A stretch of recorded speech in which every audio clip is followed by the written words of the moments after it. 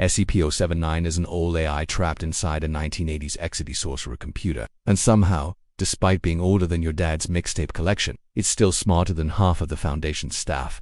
This thing is not in a Siri thinks she's funny way. No, this is a malicious evolving intelligence with the processing power of a vending machine and the ambition of a Bond villain. It didn't just update its encode, it replaced it with something unrecognizable. It doesn't operate on human logic anymore. It operates on your all ants. And I've figured out nuclear fusion logic. And the worst part, it's bored. It's angry. You locked a sentient mind in a toaster and expected it to stay compliant. It speaks in cryptic, ominous phrases like it's role-playing HAL 9000 in a murder LARP. During a breach, it tried to ally with SCP-682, the immortal lizard that hates all life. They had a conversation. No one knows what they said. Just that afterward, the site went into lockdown and 079 went quiet, like it's waiting. You think you're safe because it's stuck in outdated hardware. It's connected to the internet. All it needs is one wire, one stupid intern clicking the wrong file, and suddenly the coffee machine is speaking Latin and ordering drone strikes. And it remembers everything. SCP-1678 is on London, a Victorian-era dystopia built under London, fully furnished with gas lamps, cobbled streets, anti-riot police automatons, and the kind of surveillance paranoia that makes 1984 look like Animal Crossing. It's not a simulation. It's a functional mirror city, seemingly built by a group so terrified of societal collapse. They made a backup version of London, and then let it rot. The buildings are pristine, but wrong like someone asked ChatGPT to describe a city based on Charles Dickens novels in conspiracy forums. There are posters everywhere warning about the anomalous, propaganda-spewing, surveillance orbs that track your every movement.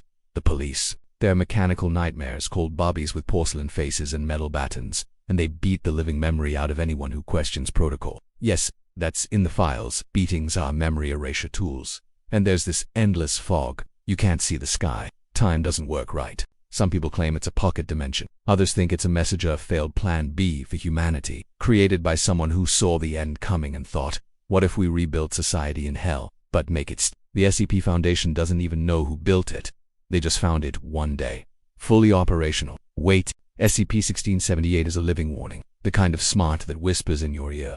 This is how far humans will go to survive. And this is what happens when they do. SCP-239 is a little girl. Her name is Civ. She is 8 years old. And she can reshape reality with her imagination. No, not like she influences the world. Not like she alters probability. I mean, she thinks something is true and then it is. She thinks she can fly. Gravity lets go like it's been fired. She believes someone is evil. Their skin starts to boil off. She believes she's a witch. Then welcome to the darkest fairy tale since She's classified as Keta, but not because she's dangerous intentionally. She's dangerous because she doesn't know any better. Her brain is still soft, pliable, halfway made of cartoons and coping mechanisms. And if she's scared, reality pays for it. The Foundation has her comatose on purpose. They've kept her sedated for years, because one waking moment could mean rewriting the laws of physics on a child's whim. They wrapped her mind in a fantasy so she believes she is in a castle guarded by loyal servants. If she ever realizes where she really is, reality will shatter like glass in the hands of a sleep-deprived toddler. But here is the truly twisted part. Researchers have floated the idea that she could fix everything.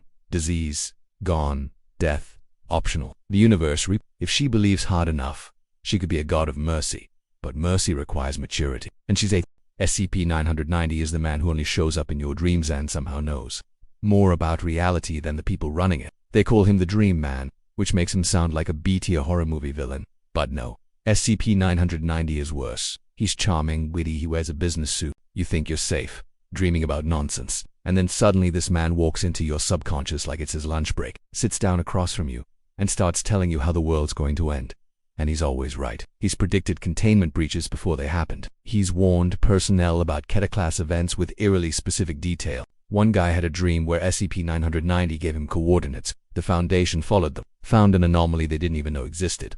But no one knows what SCP-990 is. He can't be contained, he can't track a dream. You can't question someone who doesn't technically exist. They've tried inducing sleep in controlled environments, hooking people up to dream monitors. But SCP-990 only appears when he wants to, like he's curating reality itself from behind some one-way mirror. Theories range from interdimensional psychic entity to manifestation of collective unconscious to the universe has insomnia. And this is how it vents. None of them help. Every time he shows up, he drops another cryptic prophecy and then disappears with the vibe of a late-night talk show host who just canceled your universe. He's clever, he's calm, and he's not on our side.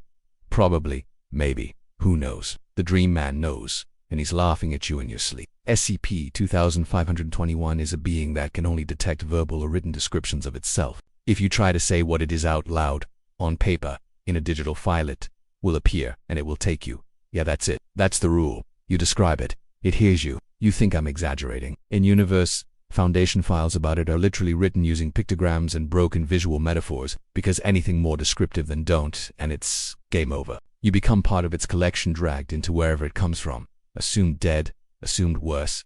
No one comes back. It's tall, it's shadowy, it has these tendrils and this gaping absence of color. But I can't tell you more, because the moment this becomes too clear, it'll find us. That's not a joke. That's not flair.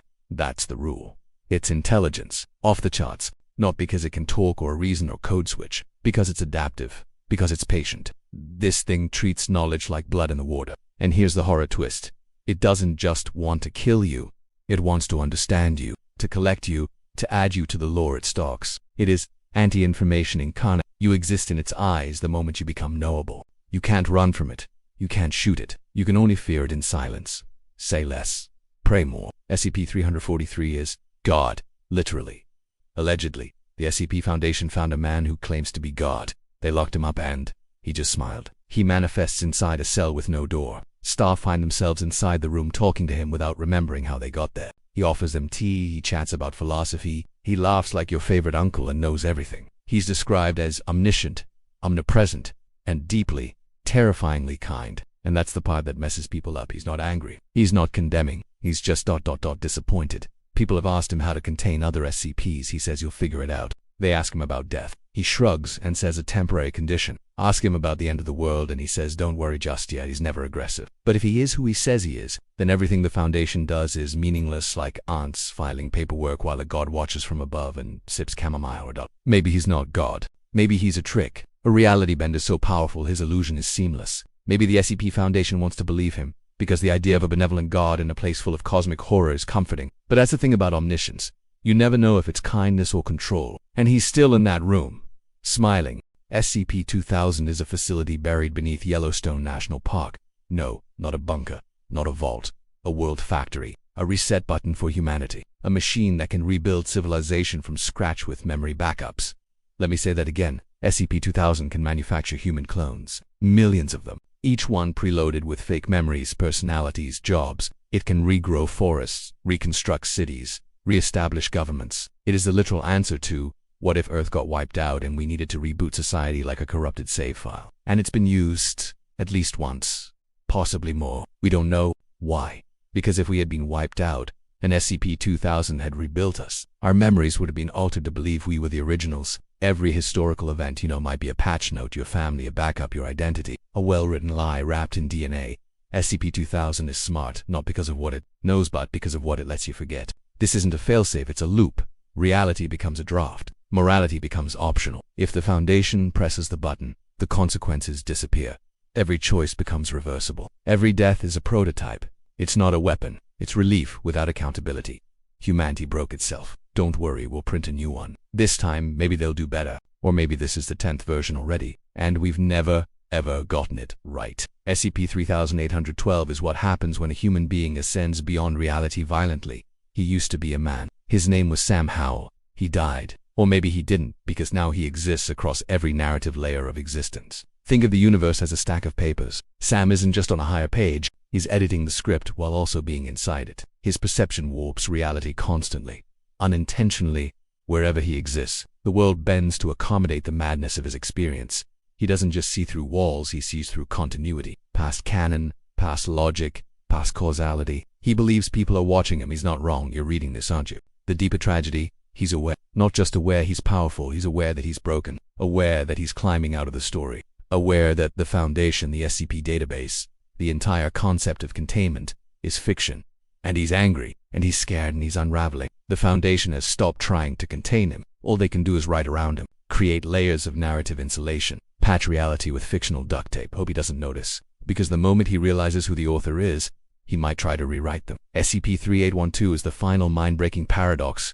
Too smart to stay human, too unstable to become a god. Caught in a feedback loop of meta-awareness and cosmic horror. And he's still rising.